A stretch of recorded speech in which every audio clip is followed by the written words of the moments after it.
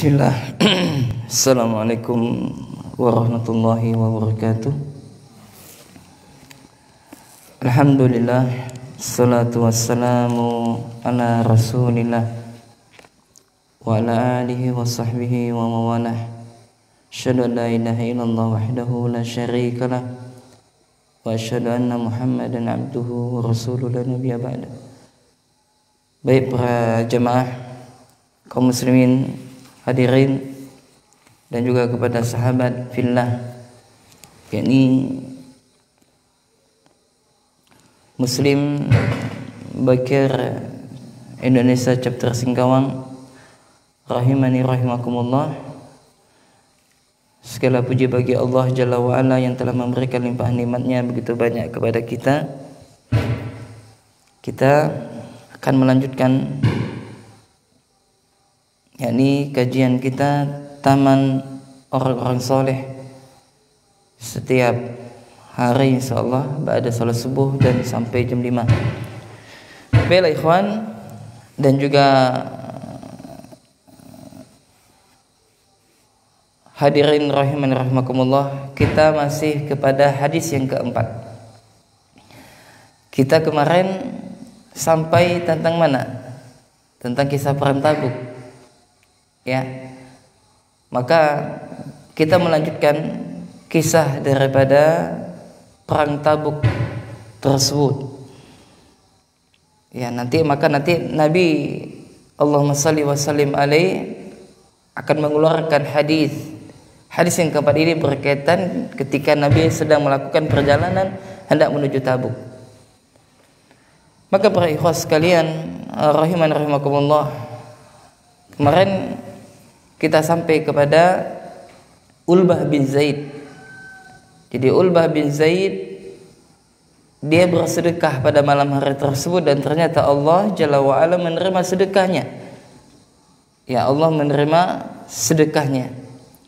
Maka kemudian ikhwan rahiman rahimakumullah, maka singkat cerita, maka Rasulullah sallallahu alaihi wasallam mempersiapkan pasukan dengan peralatan serta bekal untuk mempersiapkan peperangan Tabuk ketika itu.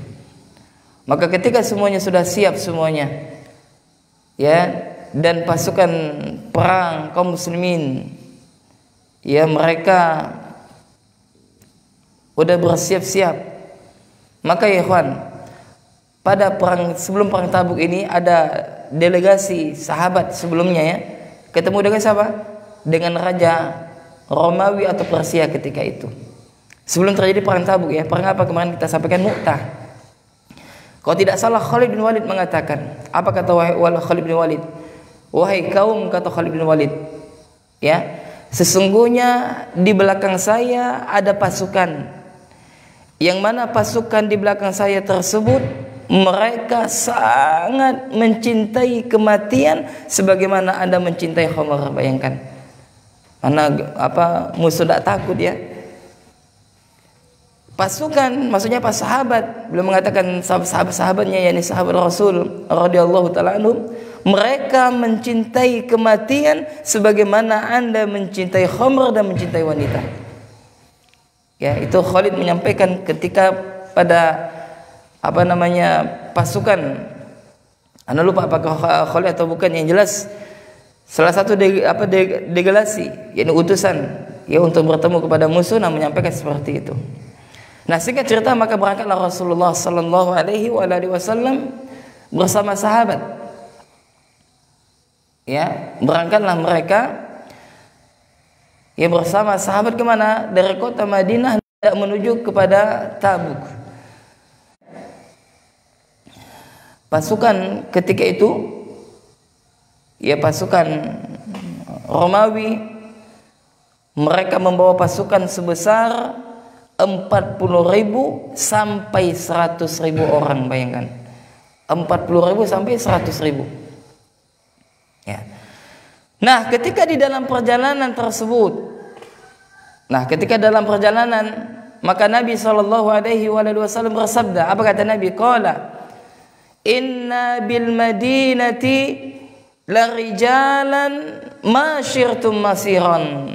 Nah, ini yang hendak kita sampaikan daripada majelis taman orang-orang soleh atau Riyadhus Shalihin pada pertemuan ke-13 ini atau majelis ke-13 ini. Apa kata Nabi yang mulia? Nabi bersabda, "Inna bil madinati lirijalan la rijalan ma sirtum masiran." Jadi kata Nabi yang mulia sallallahu alaihi wa alihi wasallam, ini apa? Nabi menyebutkan sesungguhnya di Madinah itu, kata Nabi, sesungguhnya di Madinah itu, ya, yakni di kota Madinah, ya, terdapat beberapa orang laki-laki masirtum masiron, yang mana tidaklah,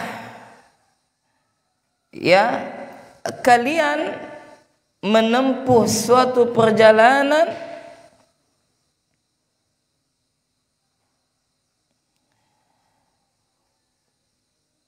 wala qata'tum wadiyan, ya, dan tidaklah kalian menyeberangi suatu lembah illa kanu ma'akum, kecuali mereka itu bersama kalian. Jasa habasahumul marad. Kemudian kata Nabi yang mulia, yakni apa?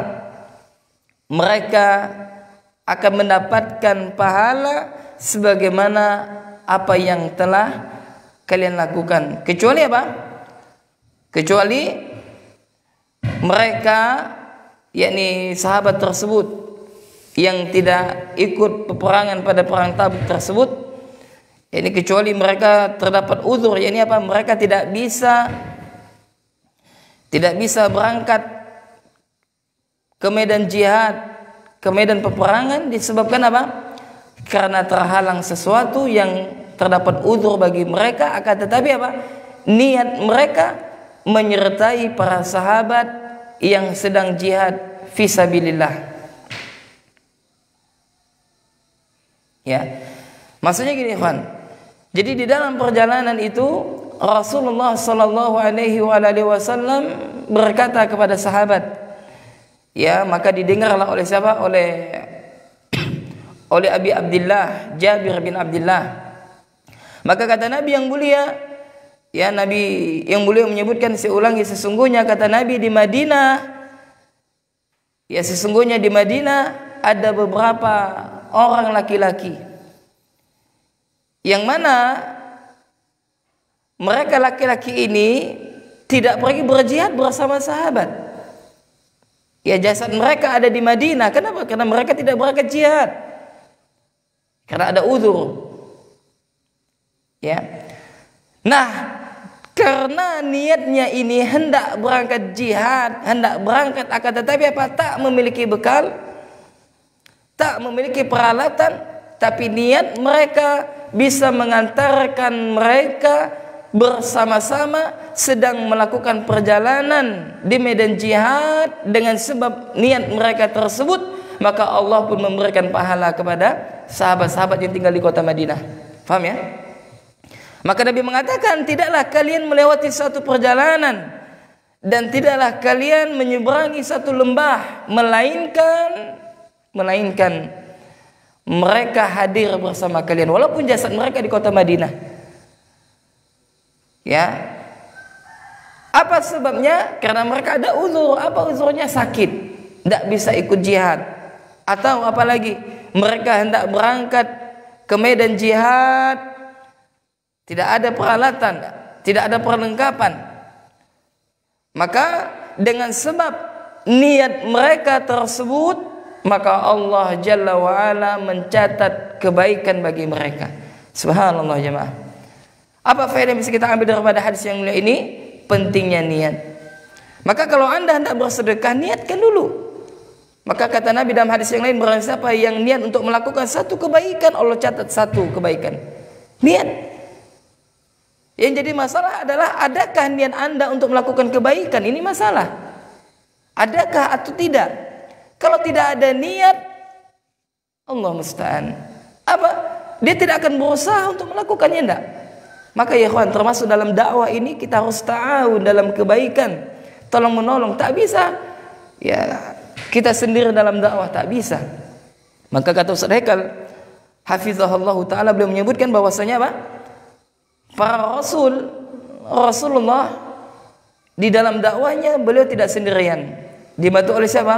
Oleh sahabat radhiyallahu taala anhum. Ya, kenapa?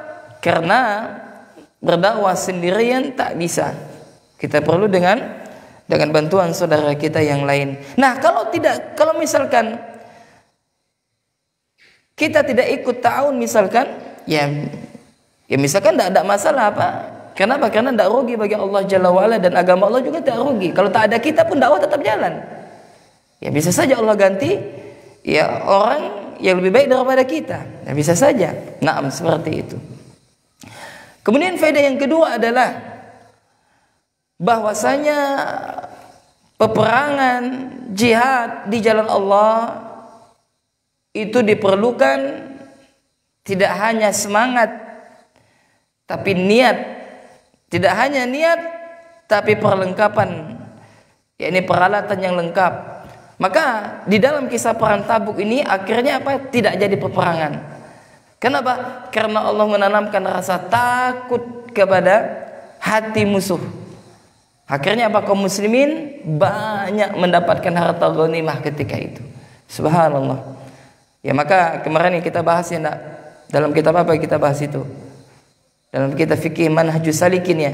Nabi mengatakan apa? Ada 5 hal, kata Nabi, yang 5 hal ini tak diberikan kepada Nabi sebelumku kecuali kepadaku, kata Nabi yang mulia Allahumma shalli wa sallim alaih. Nah, di antara 5 hal itu apa? yakni Allah memasukkan rasa ketakutan di dalam hati-hati musuhku, hati-hati orang kafir ketika hendak berperang melawan kaum muslimin. Berapa lama Allah masukkan ke dalam rasa takut hatinya? Selama 1 bulan sebelum peperangan. Bayangkan, misalkan perang pada bulan depan, maka pada bulan ini sudah Allah masukkan rasa ketakutan di dalam hati orang-orang kafir untuk menghadapi pasukan kaum muslimin. Subhanallah. Ini merupakan apa? Keutamaan, fadilah daripada umat Nabi Muhammad sallallahu alaihi wasallam. Naam. Kemudian faedah yang ketiga daripada hadis yang mulia ini, yakni bahwasanya boleh tidak ikut jihad bagi siapa? Bagi orang yang mendapatkan udzur syar'i. Ya, boleh untuk tidak mengikuti jihad bagi siapa? Bagi orang yang terdapat ya udzur syar'i bagi mereka.